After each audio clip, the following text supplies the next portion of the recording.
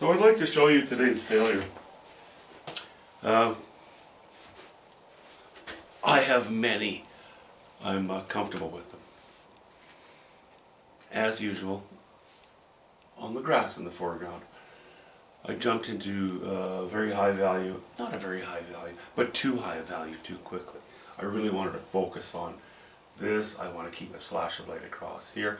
I'm still going to be able to raise some of the values and chroma of a few strokes on this grassy hillside.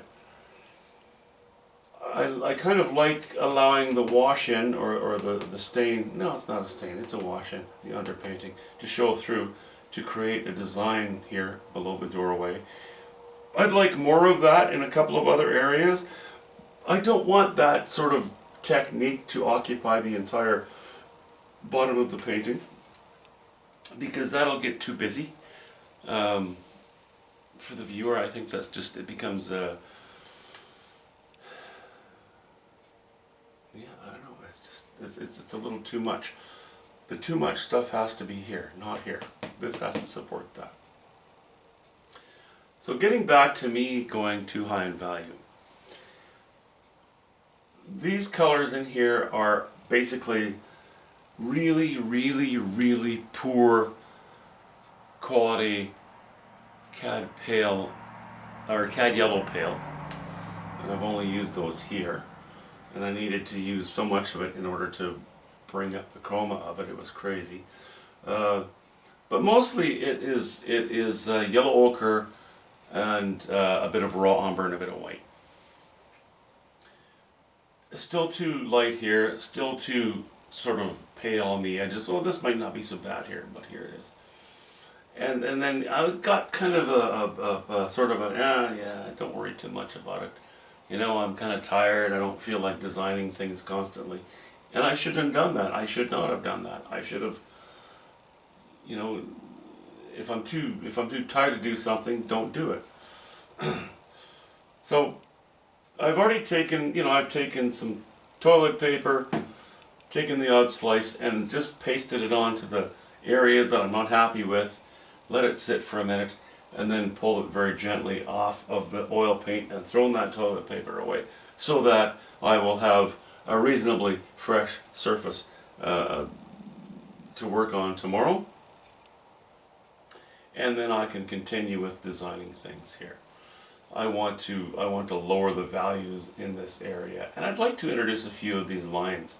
So now that I've already painted over them, I'm going to have to reintroduce these colors into other areas, just in a few spots, here and here.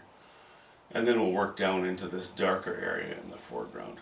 I would still like to maintain this idea of mountain goes like so, foreground goes like so. You know, like if you're really standing back from it, I want that to be the general gist of it. So, but I have to do it well and thoughtfully, not as an afterthought or in a lazy way. So anyway, I was thinking today I would easily paint in all of the foreground, because there's really not much there. If it were a wet in wet painting, if that were the technique used throughout the entire painting, wouldn't be a problem. But that's not the technique I've been using.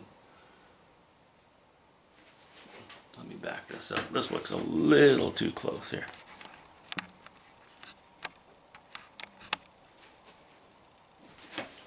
I've been using kind of this cartoon-ish, poster-ish, illustrative-ish technique, as I often do.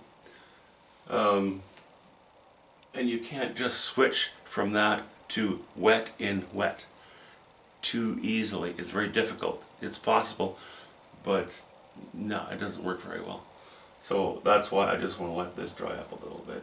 There's raw umber in this stuff, so seeing as I've taken the excess paint off of here, even by tomorrow morning in my warm studio, it will have dried enough that it's not going to be an issue. And then I can finish this foreground, I say now bravely, I'll finish it tomorrow, and then I can get into these little abysses.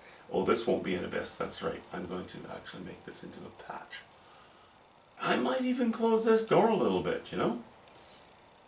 I don't want one to compete with the other. This has to be the main one. Anyway, see you soon.